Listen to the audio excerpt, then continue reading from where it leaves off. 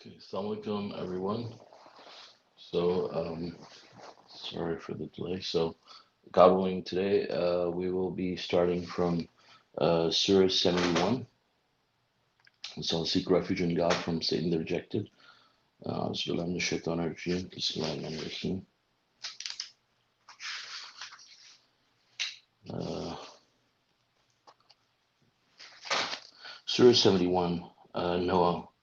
In the name of God, most gracious, most merciful. We sent Noah to his people.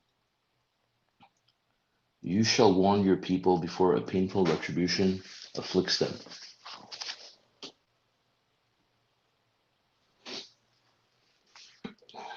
He said, O my people, I am a manifest warner to you, to alert you that you shall worship God, reverence Him, and obey me. He will then forgive you your sins and respite you for a predetermined period. Most assuredly, God's appointment can never be delayed once it is due if He only knew. He said, My Lord, I have invited my people night and day, but my invitation only increased their aversion. Whenever I invited them to be forgiven by you, they placed their fingers in their ears, covered themselves with clothes, insisted, and turned arrogant. Then I invited them publicly. Then I proclaimed to them loudly, and I spoke to them privately. I said, Implore your Lord for forgiveness, He is forgiving. He will then shower you generously with rain, and provide you with money and children and orchards and streams. Why should you not strive to reverence God? He's the one who created you in stages.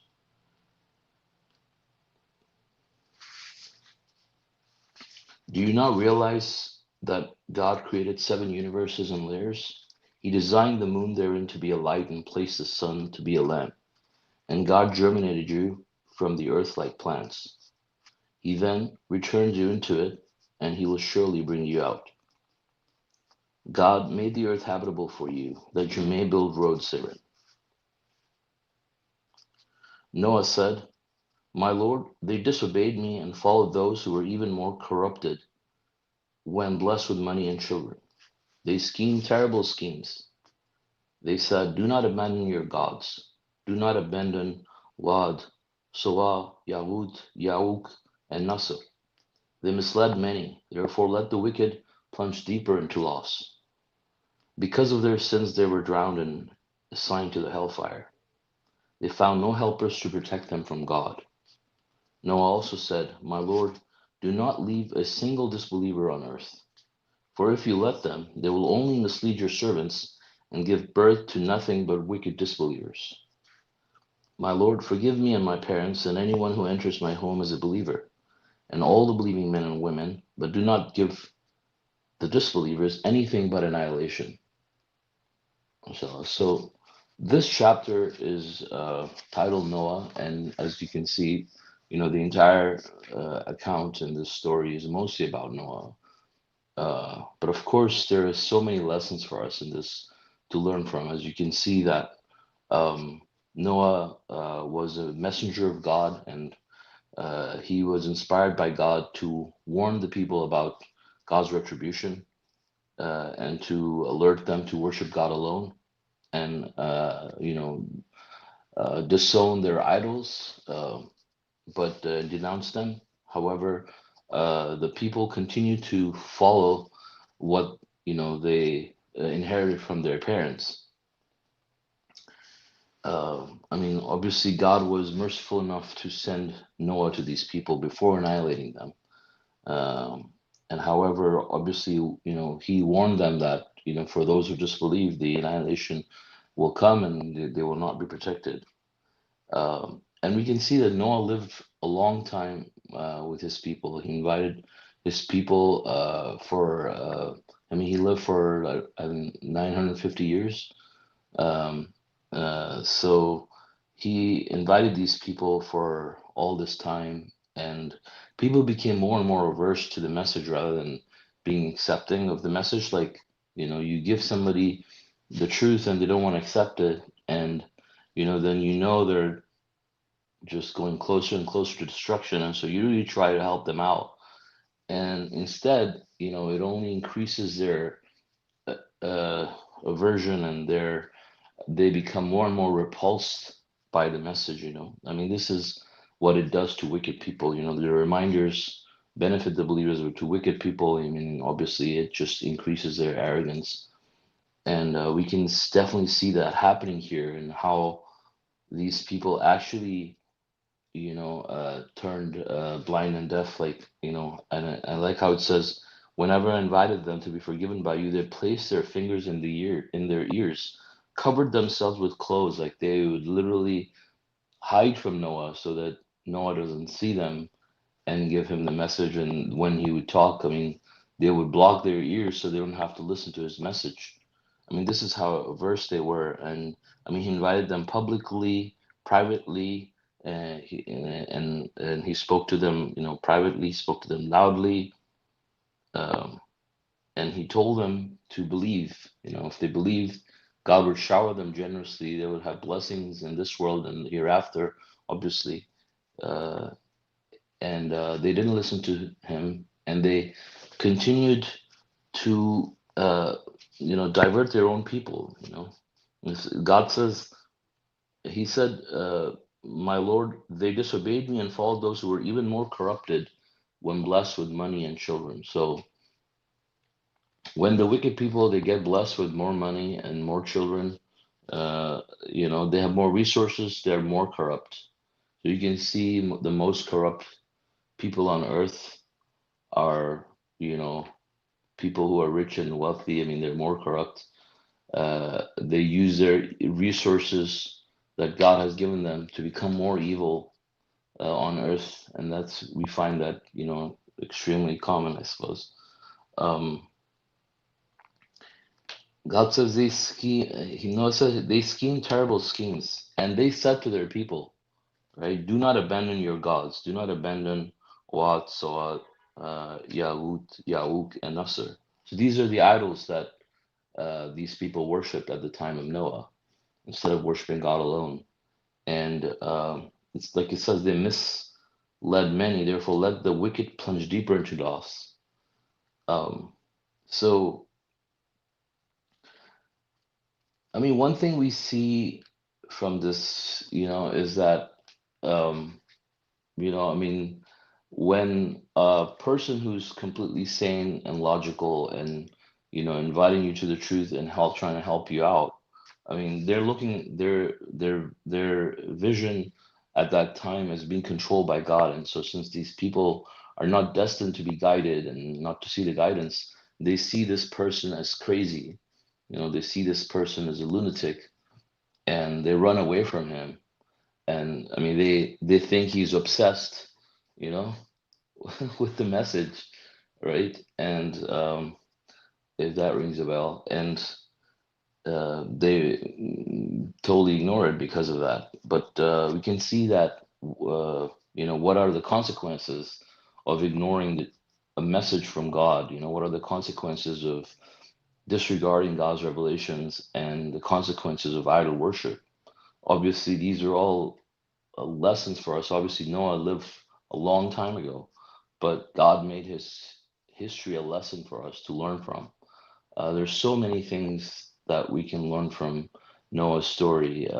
Also, one thing we learn is that Noah could not help his own son, right? Right now, yesterday I think, like, there was the 12th of Rabiul Awal, where they think that Muhammad was born, and everybody was worshiping their idol and celebrating the birth of Muhammad. And they think that they love him so much. I mean, you can see the love of Muhammad more obvious than their love for God. I mean, nobody puts "I love God" on, let's say, like their social media profile under their picture, but everybody says, "I love Muhammad." And I mean, it was like all over the internet, right? You should have seen it probably if you had like friends from who are Mohammedans, or acquaintances. And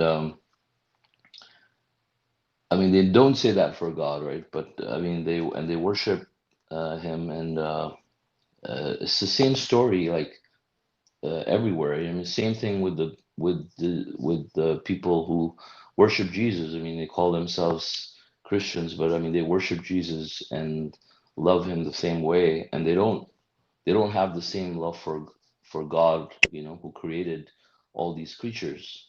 Imagine if if if someone creates something that you love, right? Would you have more respect for that thing, or would you have more respect for the person who created it?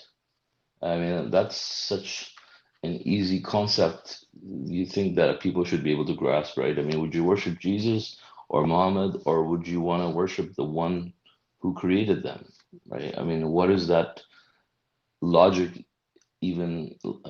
I mean, how is that even like a sound logic, right? I mean, and then to think that, well, God loved them so much, so we have to love them more than God because God loved them. It's just silly ideas that only using fancy words. I mean, Satan's able to deceive these people who are supposed to be duped by him because of their disbelief in God. I mean, there's so many other things that we see. I mean, also his wife was among the people who was doomed. God says his wife betrayed him, and so she was also. Noah could not save uh, his wife. Also, I mean, she went to hell as well.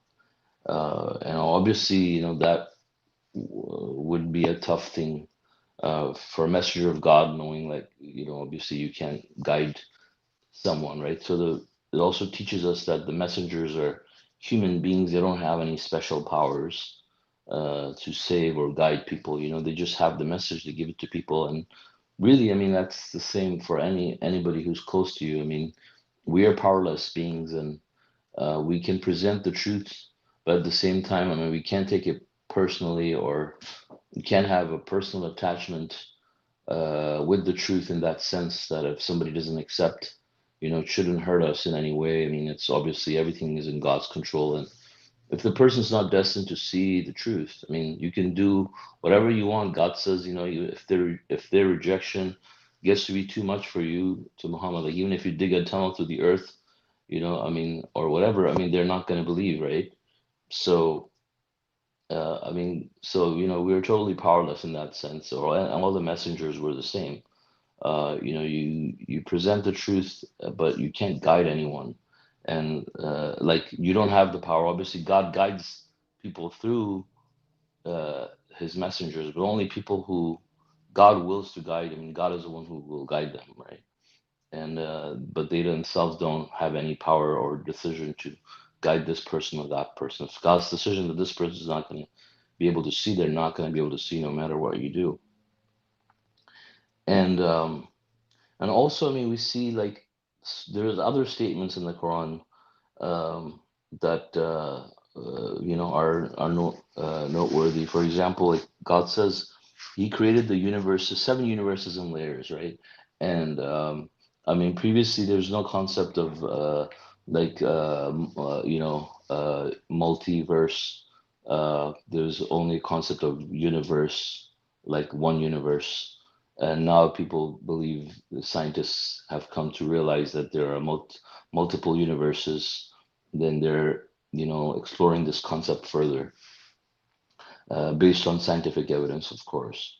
And then God says, I mean, here it says He designed the moon therein to be a lamp, to be a light, and the sun to be a lamp. And that's another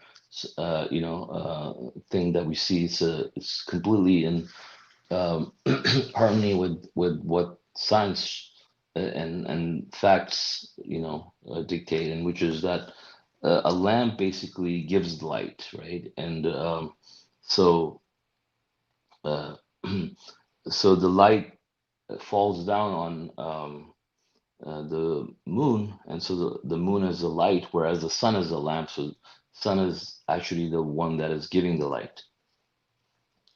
And so that's another fact. And then how it says that God germinated you from the earth like plants, right? Then He returns you into it, and He will surely bring you out.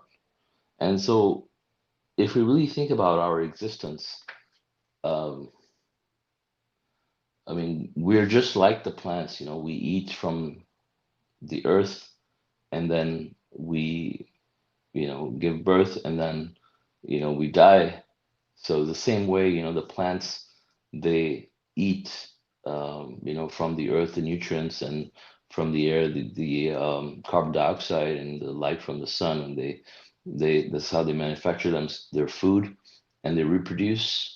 And this is how, when they, go back into the earth, they decompose, just like human bodies, right? And that's God's system, and really, it should, humble people when they see that, I mean, people who are arrogant and think they're better than um, this or that. I mean, we're all created the same way, and from the same materials, and we will decompose in the same materials. Nobody's more superior than anybody in that sense, based on their origin or race or anything like that.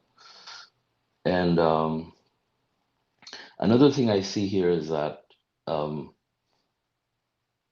people think that if you're a person of God, that you will not wish, um, annihilation for anyone.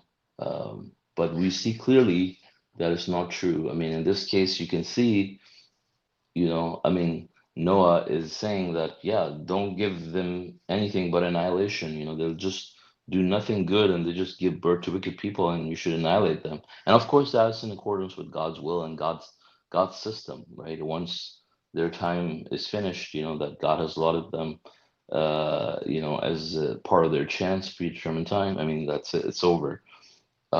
But it really, for me, is, I was surprised there was a situation where, you know, I saw a lot of uh, transgression and tyranny and mischief and evil being spread by, certain, uh, person who was a leader, and and then I expressed, my feelings about it, that, I wish that, this person's annihilated at some point, that, to put an end to all of this, because obviously, the based on the damage that it was causing, and that ended up in a lot of people who idolized this individual, being very upset, saying that they thought, why, someone would wish, bad on another individual, and they, not a godly uh, feeling to have. But we can clearly see that it's justified, you know, on certain circumstances, like Hitler, for example, right? I mean, if you're alive, God says in the Quran, right, for such people who commit horrendous crimes and stuff. I mean, if Hitler was alive, I mean, wouldn't anybody would wish that Hitler was dead right now? So let's say he was committing all those acts of the Holocaust that he did, and if he's doing them right now, directly or indirectly, I mean, you would want that for a person like that, obviously. Not for everybody, of course, but for someone like that. And we can see here that those people were wicked, and they were just promoting idol worship and spreading it amongst people, and they were just extremely wicked disbelievers. And it was obviously God's plan to annihilate them. And so Noah preached to these people for a very long time. Imagine 950 years living with these people, and you're just being.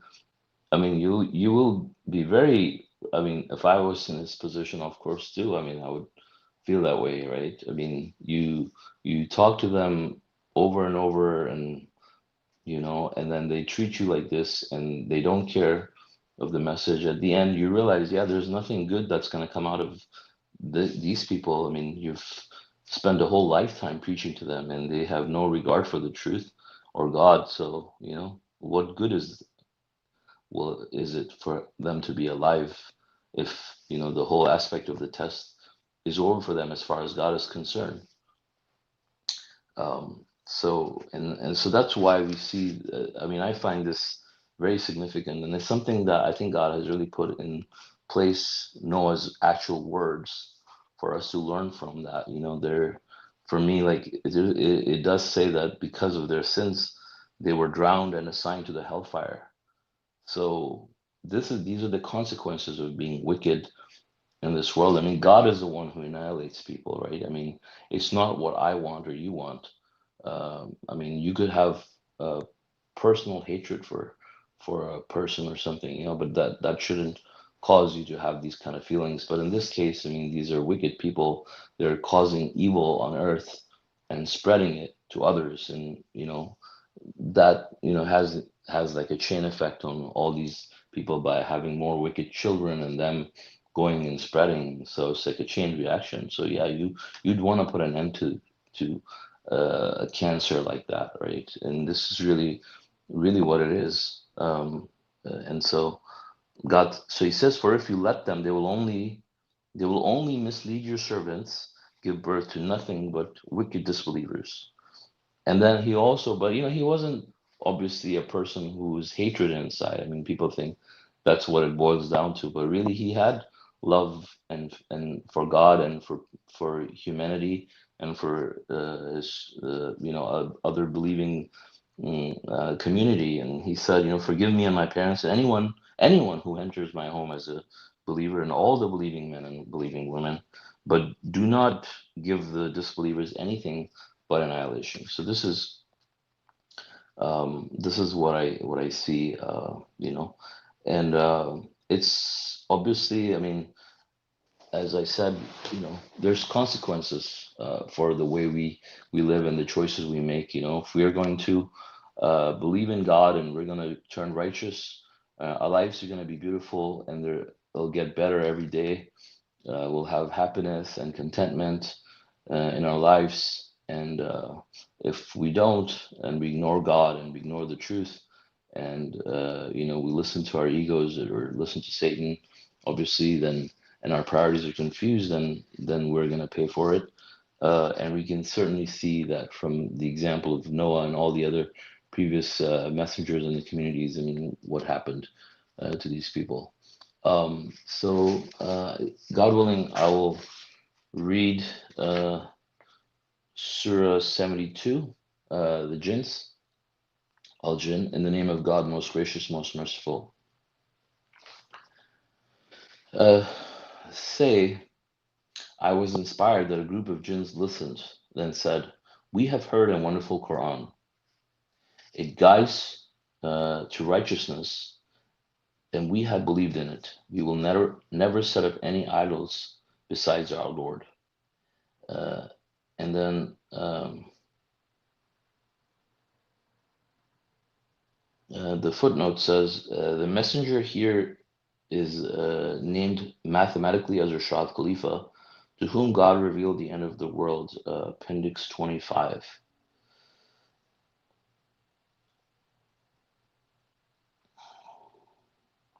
The number of verses from 101 verse 1 to 72:27, where the messenger is mentioned, that comes later, by the way, is 5,472, or 19 times 72 times 4.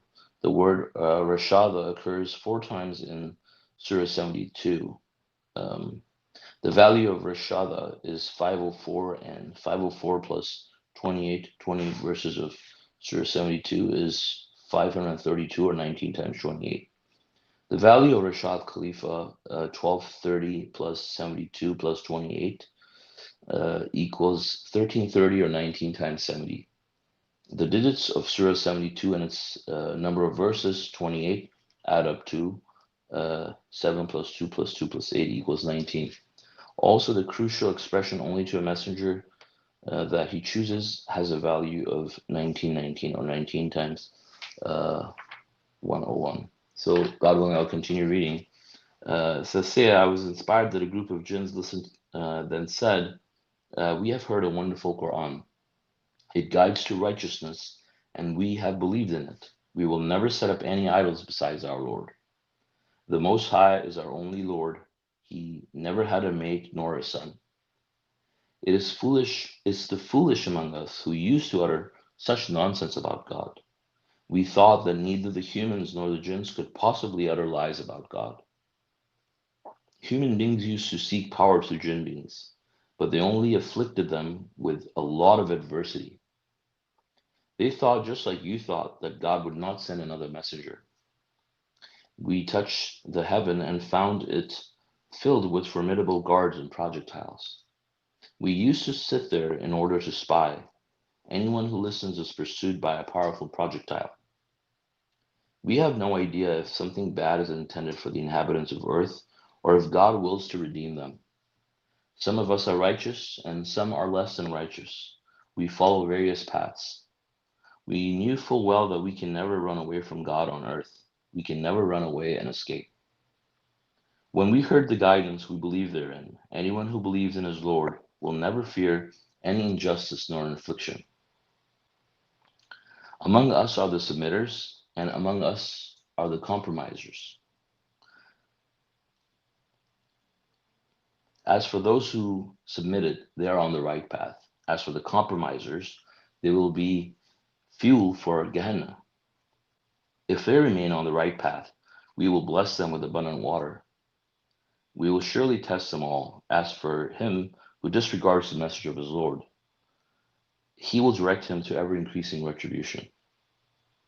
The places of worship belong to God. Do not call on anyone else beside God, God's messenger of the covenant. When God's servant advocated him alone, almost all of them banded together to oppose him. Say, I worship only my Lord. I never set up any idols beside him. Say, I possess no power to harm you nor to guide you. Say, no one can protect me from God, nor can I find any other refuge beside him.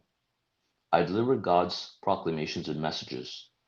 Those who disobey God and his messenger incur the fire of hell, wherein they abide forever. Once they see what is awaiting them, they will find out who is really weaker in power and fewer in number. Say, I do not know if what is promised to you will happen soon, or if my Lord will delay it for a while. He is the knower of the future. He does not reveal the future to anyone. Only to a messenger that he chooses does he reveal from the past and the future specific news,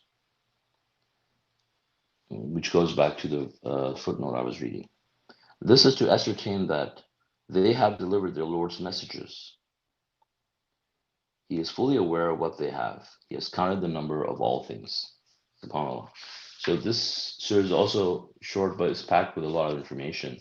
The first thing to note here is that, as the Messenger of the Covenant explained, that these jinns that are being referenced here are the jinns that visited a Masjid Tucson, at the Masjid Tucson, where the Messenger of the Covenant preached, which is not the same Masjid Tucson as today, by the way, but it's in Tucson, Arizona, and this is where Masjid Tucson used to be, and this is where the jinns entered and they visited him, and they heard the message, and they were Christian jinns previously, and so they now realized that and then they became submitters.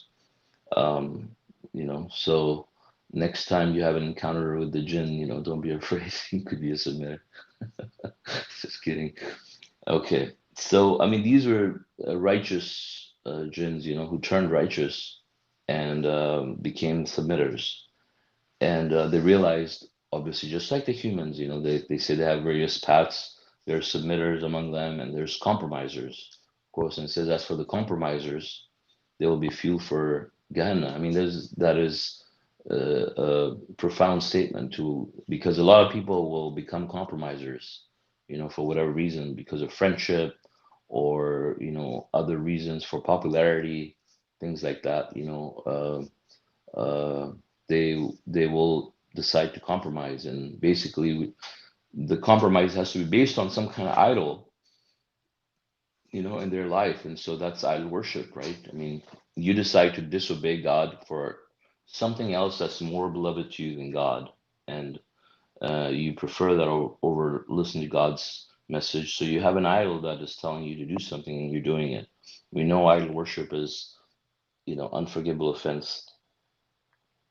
Um, and then it also says the human beings used to seek power to the jinn beings, but they only afflicted them with a lot of adversity. And I mean, God says, people who practice witchcraft will have no share in the hereafter. And so people who use jinns, of course, because jinn beings are very powerful creatures. I mean, God made them of fire, which is a totally different medium than how we are made, and so they're able to travel really, really fast. We see from the Quran, the jinn who Afrit from the jinn offered Solomon to bring Sheba's palace in the blink of an eye, right? To transport her. So they're so powerful. I mean, beyond what we imagine, like in our wildest, um, imagination, like ideas of like science and being able to transport ourselves from one place to another place. I mean, the jinns already do that, right? And God has given them this power, and uh, but so humans would use them for their own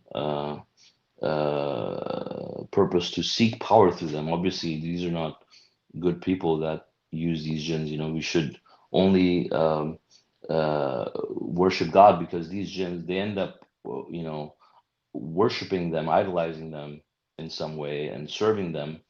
And then these jinns are just evil, because they are, most of them, following Satan's ideologies, and so they just once they get control over these people, I mean, they hurt them more than anything. And so that's why, we are prohibited from using them, and we're prohibited from witchcraft. And uh, I mean, Solomon's case was different, because in Solomon's case, the prophet, his case, he was, they were allowed to be in his army, so they were just really his soldiers.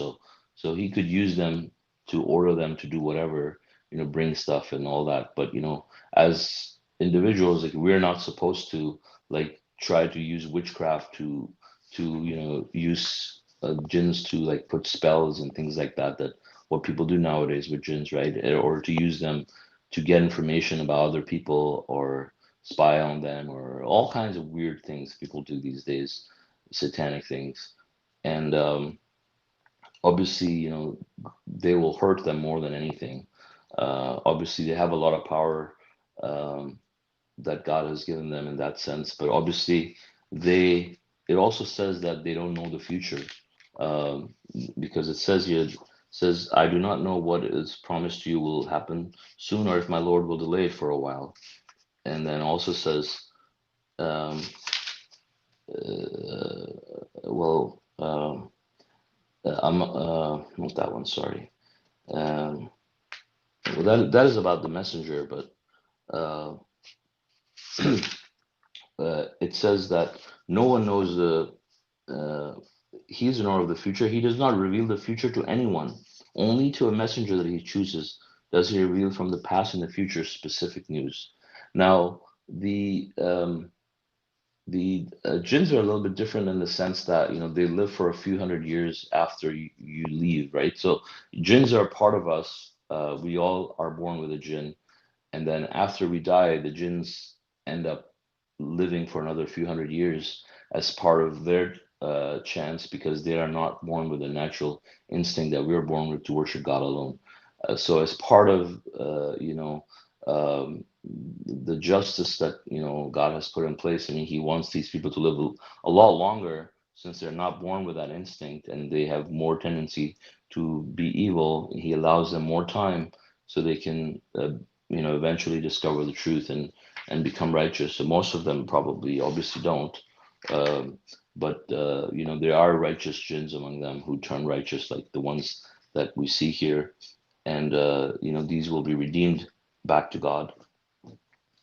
Um, and we know about God's messenger of the covenant from these verses as well, right? So it says He does not reveal from the past or the present any news except to a messenger that He chooses, and that is mathematically composed And then it says also that this is to ascertain that they have delivered their Lord's message. So God gives them these news as part of his proof also, and part of the message that God intends to send to humanity, as prophecies, etc. And we know the message of the covenant has been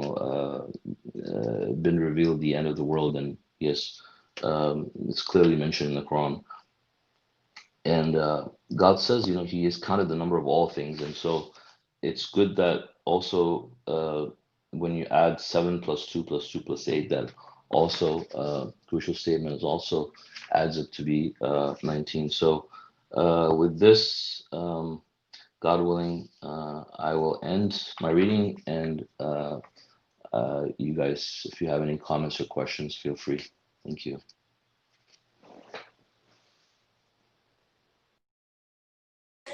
Masha Allah, praise God, brother.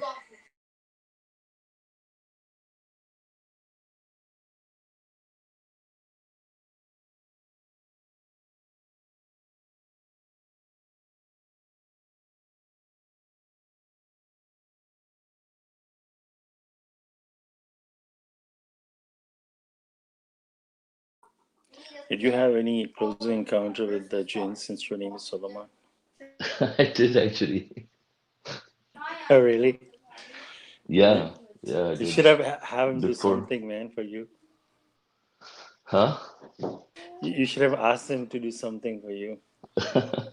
I paid. Yeah, I already did, and I already, saw like what they can do. It's really horrible. So I just got a little taste of it, and then I ran as far as I could, from this stuff. After that, thank God.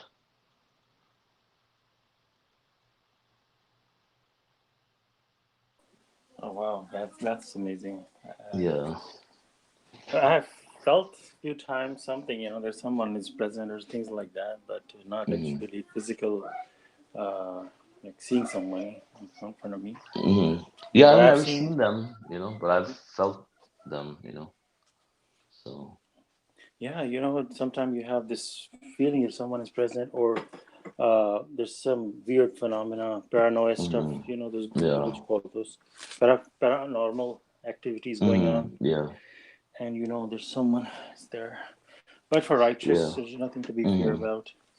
Yeah, I mean, on the positive side, like for me to, for a fact, like experiencing jinns was kind of like increasing my faith in God in the Quran, because God talks about jinns in the Quran, right? And then I was surprised with the belief in the unseen, right? Because I was like, well, we know they're clearly there because none of this is normal, but obviously we can't see them at all, right? This invisible creatures. So, and really, you see the same when you read the Quran about what things what we see in the surah with Prophet Solomon, right? So, I mean, this stuff I really increased. I mean, sort of. I shouldn't say increased my faith, but it kind of primed me to become a submitter and to believe, in the unseen more, knowing that God can create something like this.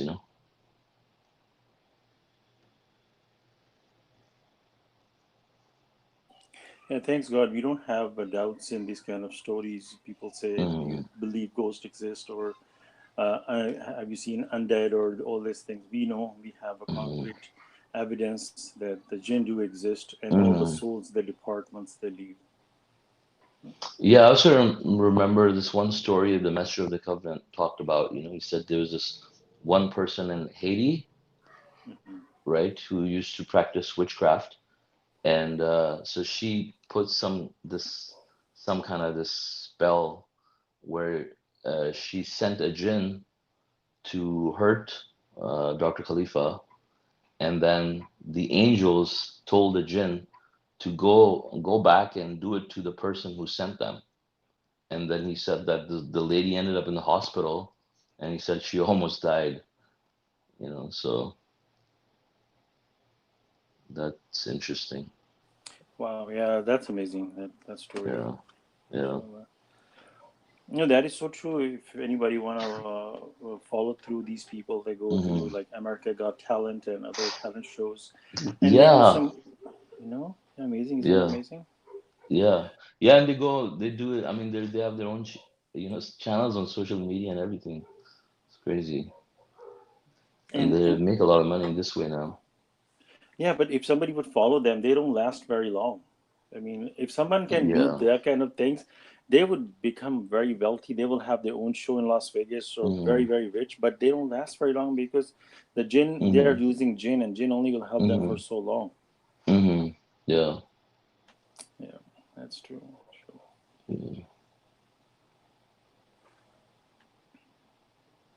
Yeah, they can. I mean, you basically sell your soul in a way, like it's a figure of speech, really. But you really just give them your soul, because God says you have no share in the hereafter, right? So you basically lose your soul for this kind of stuff. You basically trade away. God says that these people will have no share in the hereafter. So that means you're gonna lose your soul, because of it. You're not gonna. It's gonna be like most likely, and then definitely gonna be negative because all your works will be nullified because you're committing idol worship. Isn't it interesting? The Surah 71 where God talks about Noah, and these people used to live 900 plus years. And right after that, God mentions the story of jinn, where they also live so many years. I mean, there's some kind of Hmm. link in between, I guess. Hmm. When you read about Surah Prophet, I mean, Messenger Noah, uh, I mean, 950 years, that's a very long time to preach someone continuously. I mean, that's like somebody living. If you were to live like 100 years, that's like living 9 lives, like cat. I mean, again and again, again and Cats don't minus. have 9 lives. Right. But imagine in a regular today's life, like your first 10 years as a child is not even and then even 15 Mhm, year, you get to teenager, then you start living a life until like maybe mhm, 60, 65 years. That's the pretty much mhm, time. And after that, the older age, your brain mhm, starts deteriorating, and a lot of things you mhm, forget. You don't enjoy life the way. So it's a very short time, but 950 years, that's been living all those years.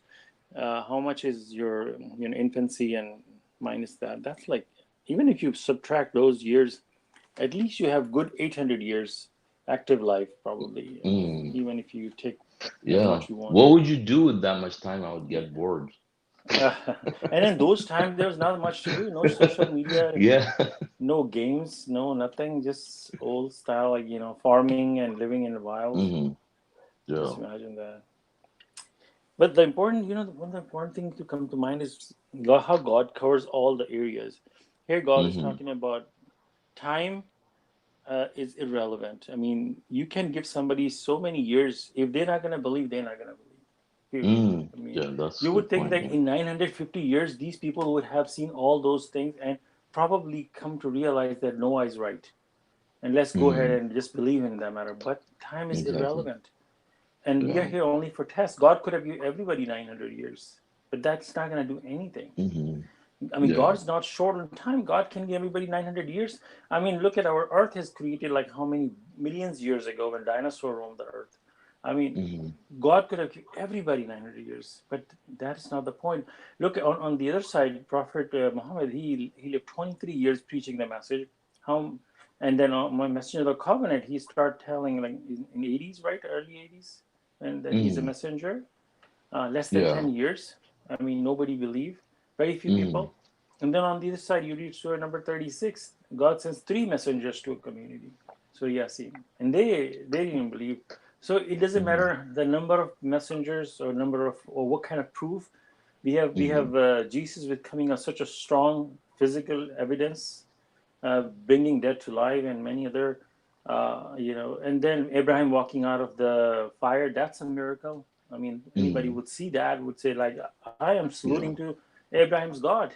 He's right. Look Hmm. at that. I mean, this is, but see, Hmm. all these things are irrelevant. It's our inner ego that is just so powerful. Like, it doesn't even care about anything. Masha Allah. I mean, see how God covers Yeah. all the areas to prove to us, how bad you are. I have done everything for you, but you are just so arrogant disbeliever. Yeah. MashaAllah. Yeah, and also goes back to the messengers' families, right? I mean, they couldn't. They were so close to, like, people look at people that are close to a messenger, like, oh wow, I must listen to this person because he was with the messenger, right? And he must know much more or something, or I should listen to this person.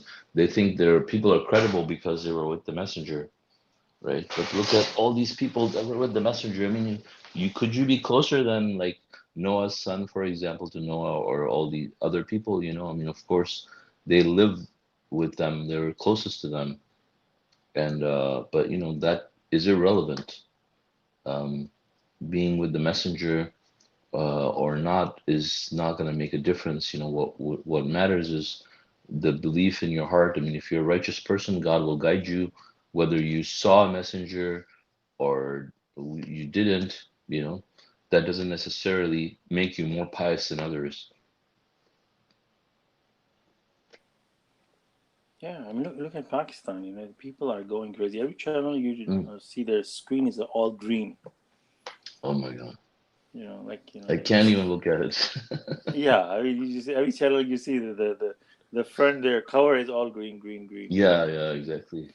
and like they're praying, praising, and reading nods, and Hmm. so much devotion and love, and anybody would even say something. I mean, you're not disbelieving him. We love all the messengers and prophets of God equally. And if even if you say that, it just bothers people. Like, why do you say equally? You're supposed to have him on top of the, Hmm. Yeah, I mean, I mean, exactly. clearly, like you said in the Quran study too, that I mean, who is your God? That proves it right there. Yeah. Your children, your spouse, your work, your life, social, your workout deals. I mean, whatever you're occupying, and these people are occupied day and night, with all other sort of activities. Yeah.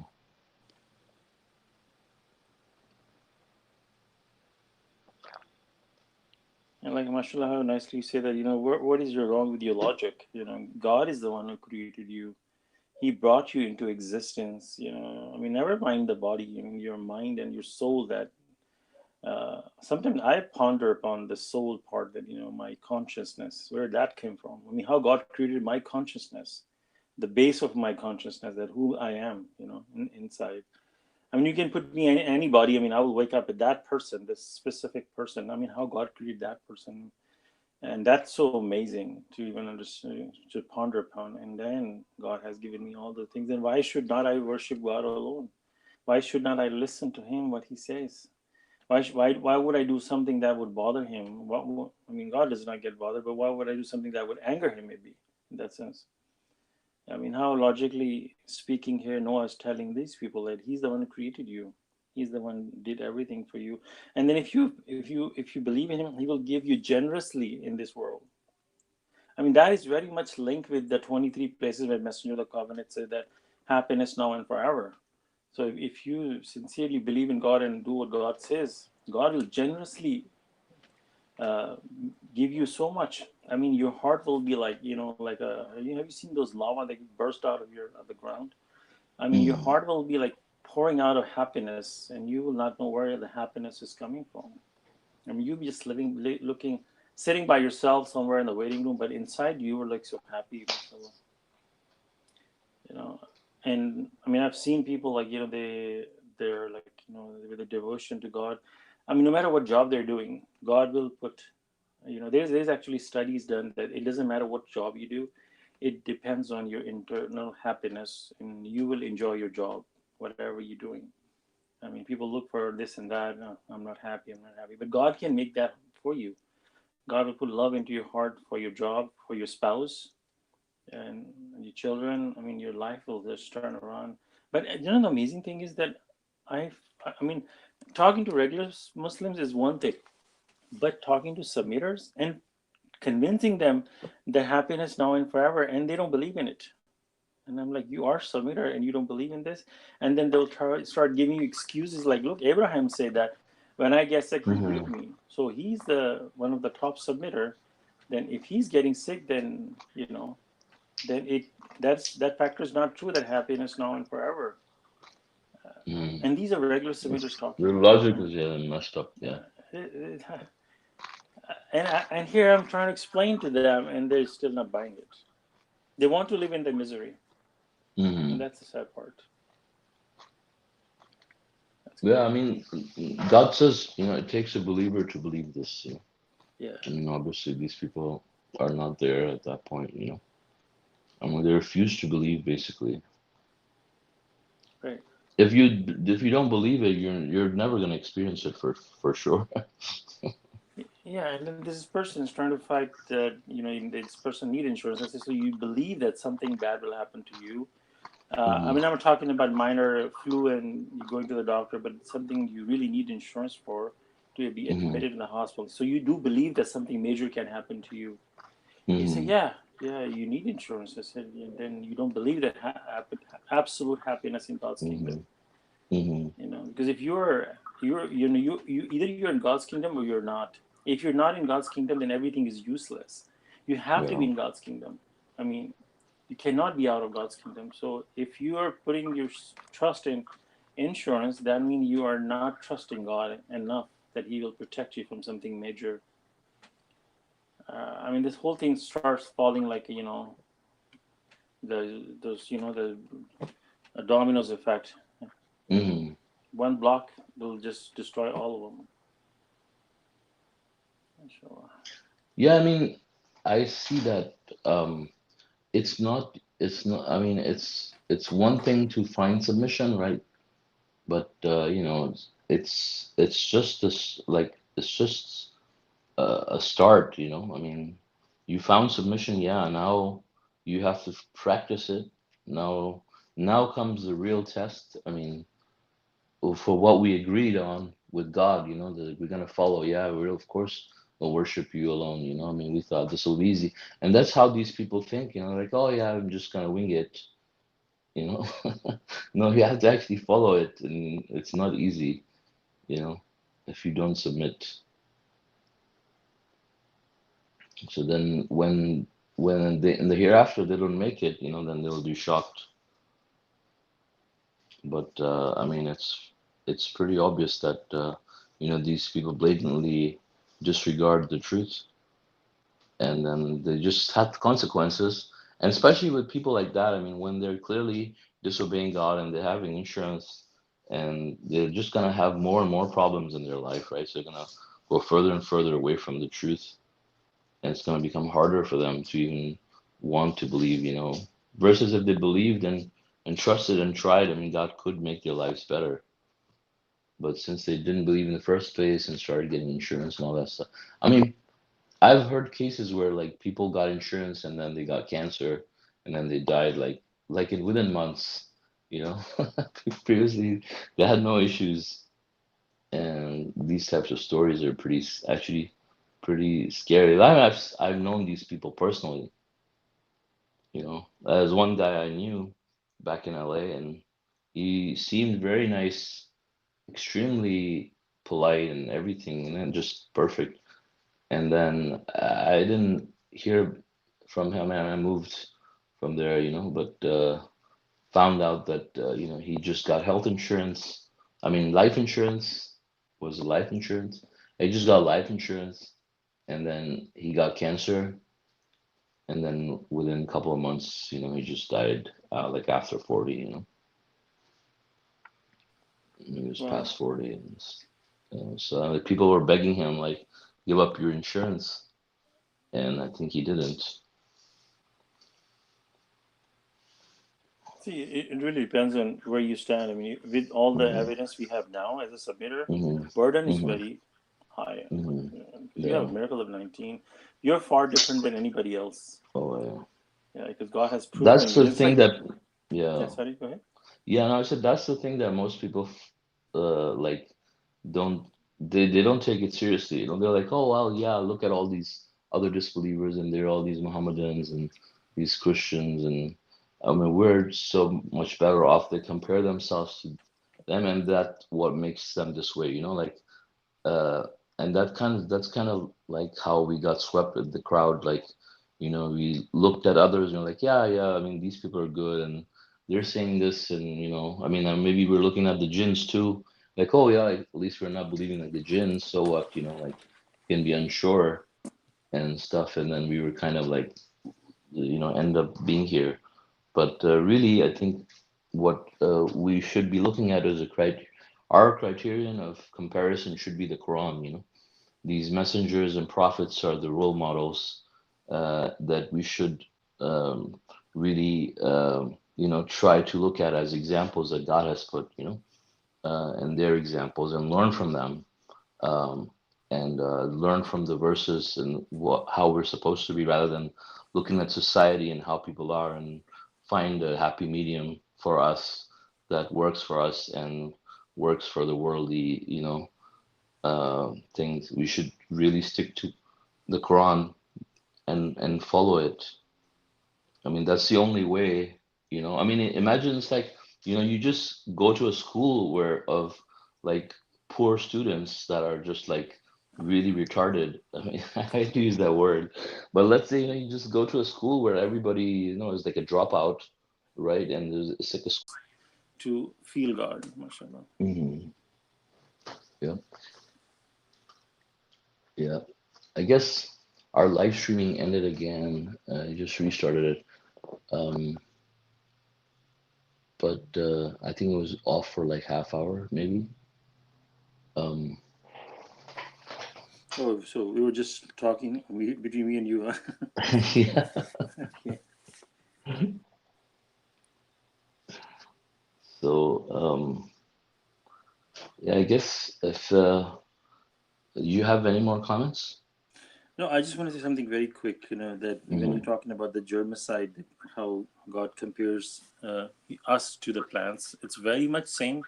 Just like Hmm. seed going into the ground, and then this egg is borrowed into the uterus, and it just comes out exactly like human being. Hmm. But one of the things amazing is, it's another thing to compare is that water comes from the sky, and water is has basically have no color. I mean, it's just colorless something, Hmm. and it goes in the ground and comes out with all these vegetations. And after the vegetation is dried, the same water evaporates back into the sky. See, Hmm. and look at the soul also comes from the sky, and it has no color. It's colorless, just like water, and goes into the body and comes out of the human being. And once the human being dies, just like the plant, it dies off, and the clear part leaves the body in a very similar way, like water, Yeah. mashallah. I mean, the Just plants have souls too, right? So, yeah, that's true. That's another uh, part. Yeah, mashallah. yeah, yeah. Yeah, mashallah. Thank you. That's all. Yeah. Okay, so I guess if nobody else has any comments, God willing, we can end our study here. Thank you all for joining us. God willing, our next study is going to be on Tuesday at 2 p.m. Pacific time. Uh, God willing, and our teacher is going to be. Uh, is it going to be Nusrat, or is it going to be? Yeah, Uh, I think it's Nusrat. Yes. yeah. Assalamu alaikum and Assalamu Assalamu alaikum. Khuda Hafiz. Okay. alaikum. Allah Hafiz. Thank you. Assalamu alaikum.